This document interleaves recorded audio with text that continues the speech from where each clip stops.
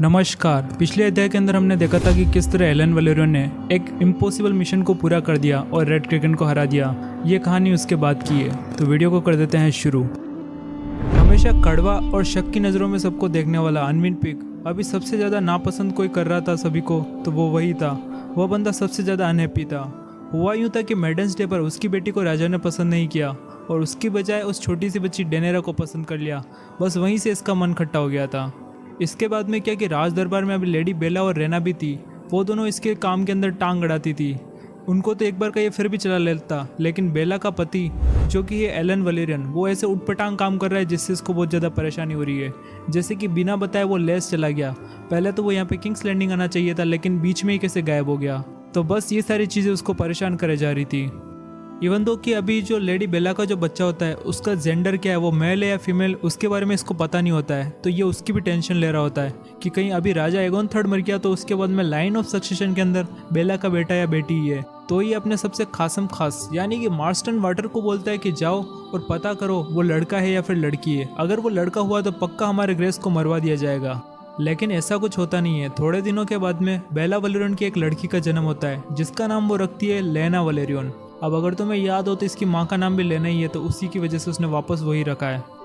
परंतु इससे भी अनविन पिग ज़्यादा खुश होता नहीं है, क्योंकि कुछ दिनों के बाद में, लगभग 15 दिनों के बाद में, यहाँ पर एक लेटर पहुँचता है किंग्स लैंडिंग, जिसके अंदर ओकनफिस्ट ने लिखा होता है कि मैं एक ट्रेजर लेकर आ रहा हूँ बियॉन्ड द प्राइस। ऐसा खजाना जिसकी कोई प्राइस नहीं है, परंतु बताया नहीं होता है कि आखिर वो क्या ट्रेजर है। बस यहीं से लॉर्ड पिग हर चीज़ के ऊपर बहुत ज़्यादा शक करना शुरू कर देते हैं। वो सोच रहे होते हैं आखिर वो ट्रेजर खजाना क्या है और लॉर्ड वलेरियन क्या सिक्योर करना चाहता है। कहीं वो वापस से पिछली बार की तरह मूर्खों की तरह, जिस तरह उसने ब्रावोस से लड़ाई कर दी थी, कहीं लेस से पंगा लेकर तो नहीं आ गया। ब्रावोस के कर्ज चुकाते चुकाते हम गरीब हो गए, अब लेस से ले लिया तो क्या होगा। बस ये सोचता है कि एलन वलेरियन खुद वेस्टरोस को एक्वायर तो नहीं करना चाह रहा है, कहीं पे आके एगोन थर्ड को मार डालेगा, यहाँ पे सबको खत्म करके खुद सारा एक्वायर करने की कोशिश तो नहीं करने वाला। वहीं पर एलन ने मैसेज में मेंशन किया होता है कि मैं एक खजाना लेके आ रहा हूँ। तो खजाना इसके लिए एक अलग चीज़ है। लॉर्ड पिग इसका हाउस है हाउस पिग, जहाँ पर ज़मीनें तो खूब सारी है लेकिन खजाना नहीं है। तो ये सोच रहा होता है कि कहीं लेस से बहुत सारा गोल्ड वोल्ड लेके आएगा, यहाँ के सारे जो भी सारे लोग हैं उन सबको उसकी तरफ कर देगा और हैंड ऑफ द किंग की जगह से मुझे हटा देगा, खुद बन जाएगा। इसी तरह ऐसी ही कुछ अफवाहें और बातें शुरू हो गई थी राजमहल के अंदर। तो इसको थोड़ा ज़्यादा शक होना शुरू हो गया कि कहीं मेरे को हटाने की कोशिश तो नहीं कर रहा है वो। परंतु जो कुछ भी हो, लगभग 15-20 दिनों के बाद में एलन ओकनफिस्ट फाइनली आ जाता है किंग्स लैंडिंग। उसकी एक बहुत ही शानदार से स्वागत किया जाता है, जैसा कि पिछले आधा साल पहले लेनिस्टर पोर्ट पे हुआ था। जब वो लेनिस पोर्ट पे आया था तो वहाँ के लेनिस्टर्स बहुत खुश हो गए थे। हमें बचाने के लिए क्रोइन कोई तो आ गया है ग्रेजुएट से बचाने के लिए। वैसे ही किंग्स लैंडिंग के लोग खुश हो जाते हैं कि आखिर ये एक बहुत बड़ी मिशन के बाद में आया, एक ऐसा मिशन पूरा करके आ रहा है जो कि इम्पॉसिबल था। तो बस जैसे इसका शिप पहुंचता है पोर्ट के वहाँ पर, तो पूरे किंग्स लैंडिंग के अंदर एक खुशी का माहौल बच जाता है। सारे के सारे घंटियाँ जोर जोर से बजाना शुरू कर देते हैं।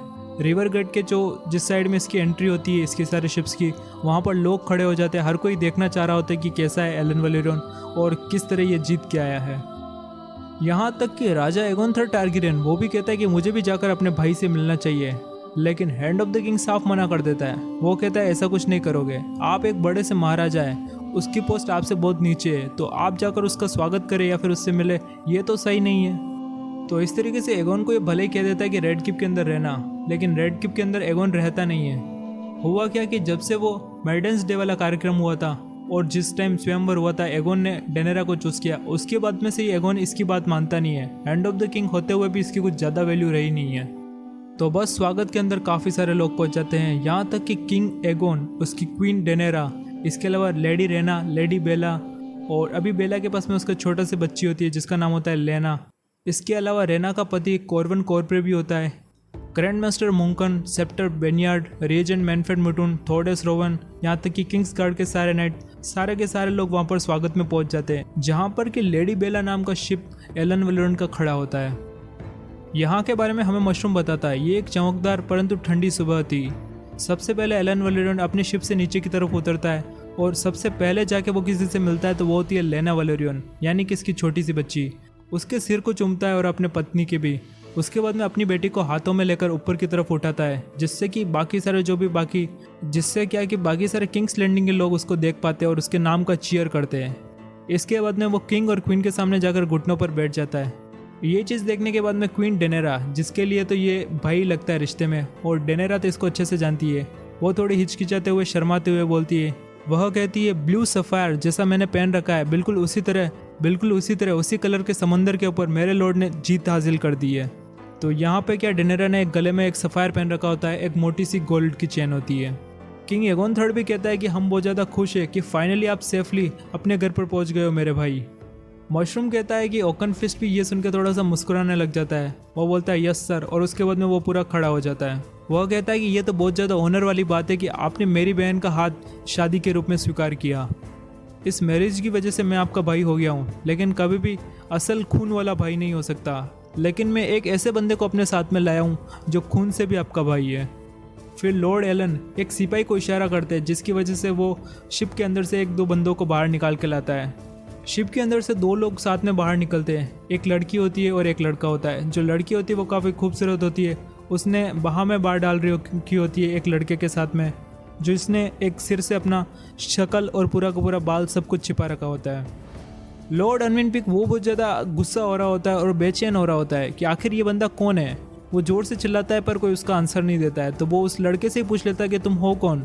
इस पर वो लड़का जो क्लोक पहन रखा होता है सिर के ऊपर, उसको पीछे की तरफ फेंकता है। जैसे ही वो पीछे फेंकता है तो सनलाइट्स के अंदर उसके सिल्वरी हेयर्स चमकने शुरू हो जाते हैं, तो मतलब कि ये बंदा एक टारगेरियन है। और जैसे ये वाला सीन होता है उसके बाद में एगोन थर्ड टारगेरियन वो रोने लग जाता है, उसको पता चल जाता है आखिर ये बंदा कौन है। अब यहाँ पर हम थोड़ा हिस्ट्री में पीछे की तरफ जाते हैं और पता करते हैं कि आखिर ये लड़का कौन है।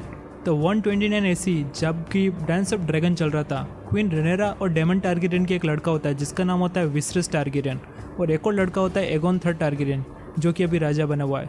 तो इन दोनों बच्चों को वो भेज रही होती है पेंटोस के अंदर, जिससे कि यहाँ की सारी लड़ाई से वो बच के रहे।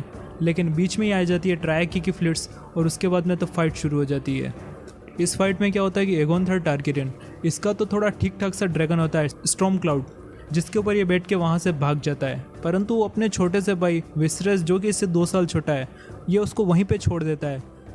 उस बैटल के अंदर हज़ारों लोग मरे थे, लेकिन मरने वालों में ये वाला नहीं था, जिससे विसरस बच जाता है। तो अब बात करते हैं पिछले 5 सालों से विसरस टारगेरियन कहाँ पर था, जो अब अचानक से प्रकट हो गया है। तो वो जो बैटल ऑफ गुलेट हुआ था उसके अंदर भले ट्रायकी के लोग हार गए हो, लेकिन शकारो लोहार ऑफ लेस था, वो अपने साथ में इसको बंदी बनाकर अपने घर ले जाता है लेस।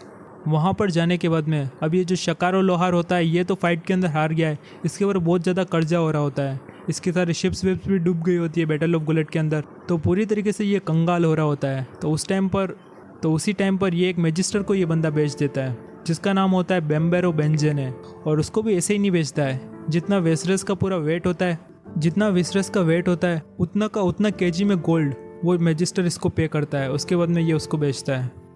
परंतु क्या होता है कि थोड़े दिनों के बाद में उस शकारो लोहार की भी डेथ हो जाती है, और उसके बाद में तो तीनों डॉटर्स आपस में लड़ना शुरू कर देती है, यानी कि ये सारे जो स्टेपस्टोन्स की लड़ाइयाँ नहीं हो रही थी वो शुरू हो जाती है। इसके अंदर क्या होता है कि ये मैजिस्टर नहीं है बेम्बेरो बेज, ये भी एक फ्री कंपनी को कमांड कर रहा होता है और यहाँ पर लड़ने के लिए आता है स्टेपस्टोन्स के अंदर, लेकिन यहाँ पर बदकिस्मती से उसकी मौत हो जाती है।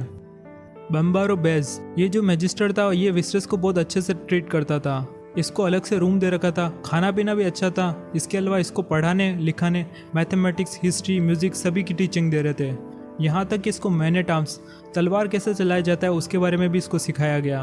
परंतु बस एक ही चीज़ की बंदी दिक्कत थी कि इसको एक लिमिटेड एरिया बता रखा था, उससे बाहर नहीं निकल सकता। अब ये बम्बारो बेस भी कोई दूध से धुला हुआ आदमी नहीं था, ये सोच रहा होता है कि डांस ऑफ ड्रैगन खत्म होने के बाद में ये प्रिंस विसरस को इसी की माँ को बेच देगा, यानी कि रेनेरा टारगेरियन को, और अगर एगोन सेकंड जीत गया तो ये उसको बेच देगा। मतलब कि दोनों ही केस में इसके हाथ में लड्डू ही लड्डू है। परंतु उसको लड्डू मिले उससे पहले क्या होता है कि लेस सिटी डॉटर्स वॉर के अंदर चली जाती है, और वहाँ पर बेम्बेरो बेज ये मैजिस्टर नहीं है, इसको भी लड़ने के लिए जाना पड़ता है।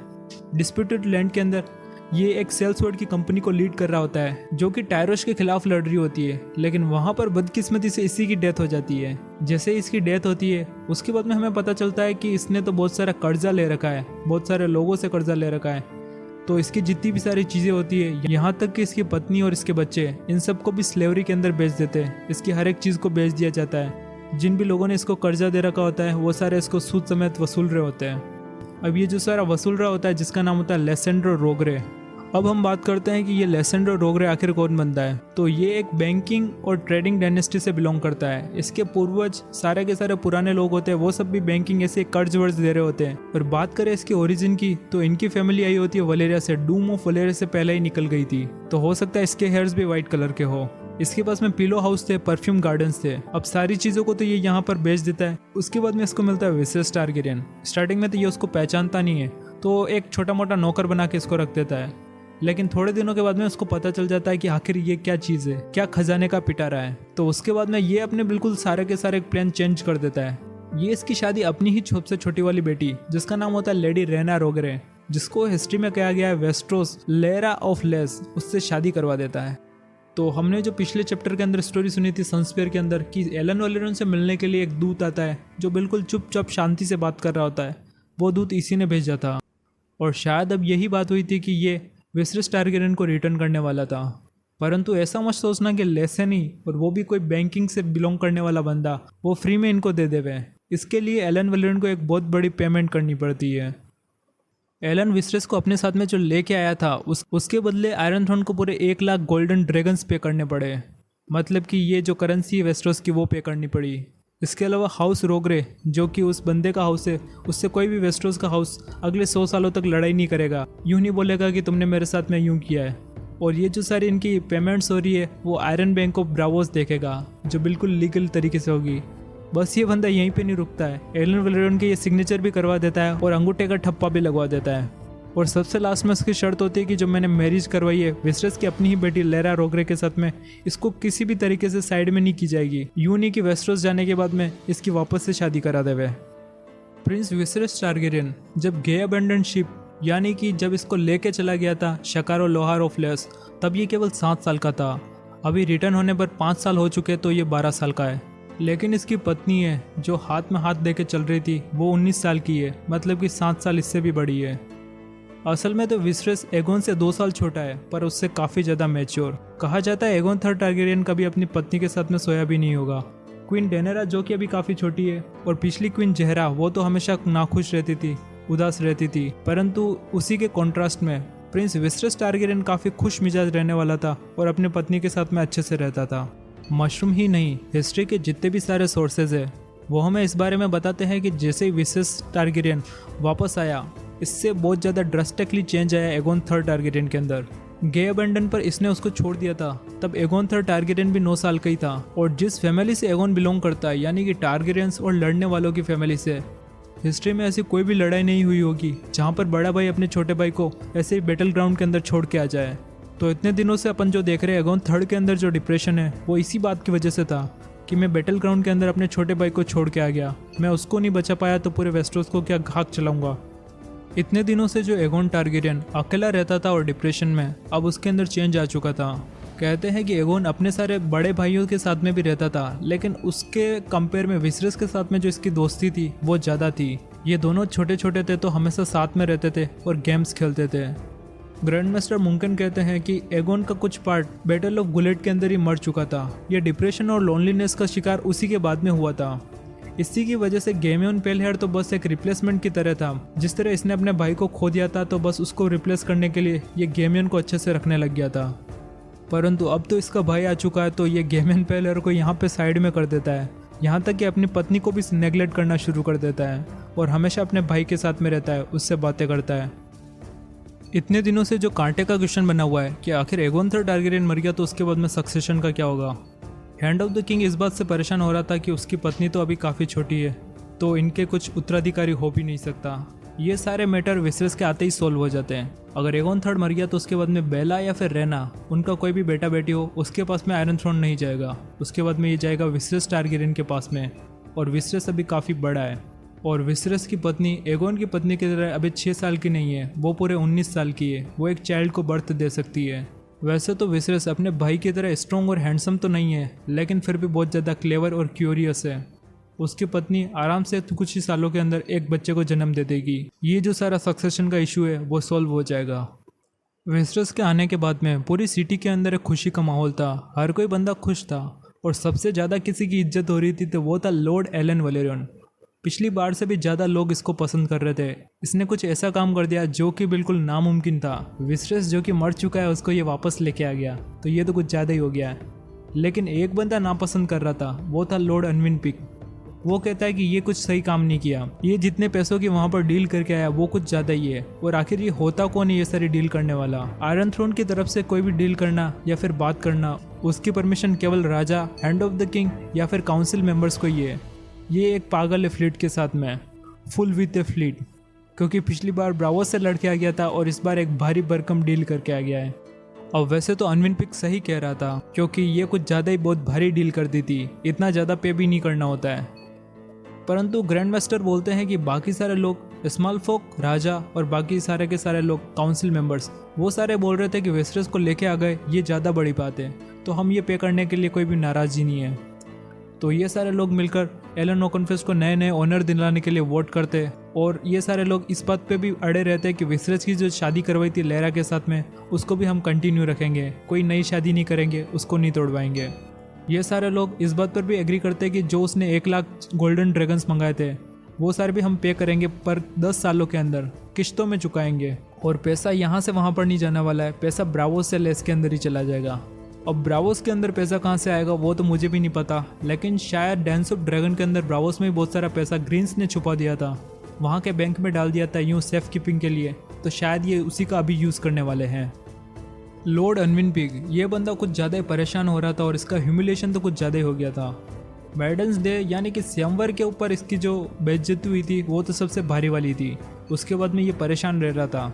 अब क्या होता है कि काउंसिल मेंबर्स भी इसको सीरियस लेना छोड़ देते, तो ये कुछ बार ज़ोर ज़ोर से चिल्ला के बोलता है कि अगर तुमने इस तरीके से मेरे से बिहेव किया तो मैं ये सारी चीज़ें छोड़ के यहाँ से चला जाऊँगा। परंतु वो जो बाकी सारे काउंसिल मेंबर्स होते हैं वो इस चीज़ को एक्सेप्ट कर लेते हैं, वो कहते हैं आप चले जाओ, और उसके बाद में इसको यहाँ से चुपचाप रिज़ाइन करना पड़ता है। और इसके रिज़ाइन करने के बाद में जो हैंड ऑफ द किंग बनता है वो होता है थोडेस रोवेन, जिसको तो पहले ही बना देना चाहिए था, यहाँ तक कि एगोन भी वही तो चाहता था।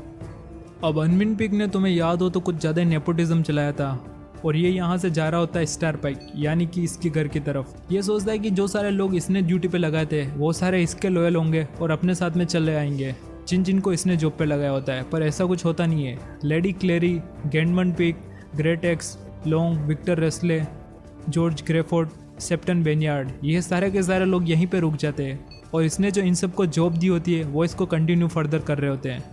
जबकि इसका बास्टर ब्रदर होता है सर मेरवन फ्लोवर और इसका नेफ्यू होता है सर एरमे पीक। ये दोनों तो किंग्स गार्ड के अंदर लगे होते हैं, तो ये तो चाह कर भी इसके साथ में नहीं आ सकते, क्योंकि किंग्स गार्ड की ड्यूटी तो पूरे जीवन भर की होती है। इसलिए लॉर्ड अनविन पिक अब परेशान तो हो ही जाता है, तो वो बोलता है कि टेसेरी और इसकी जो सारी फिंगर्स है वो हैंड को प्रोटेक्ट कर रही थी, तो मेरे बाद में जो हैंड है उसको भी ये सारे लोग प्रोटेक्ट करेंगे। जैसे कि राजा के पास में अपने गार्ड से, तो हैंड के पास में भी तो होने चाहिए। ऐसा कहकर ये यहाँ से चला जाता है, और इसी तरह ये वाला चैप्टर यहाँ पे ख़त्म हो जाता है, जिसके बाद में नेक्स्ट वाला चैप्टर नया शुरू होगा, जिसका नाम है the lace of whispering and end of रेगेंसी।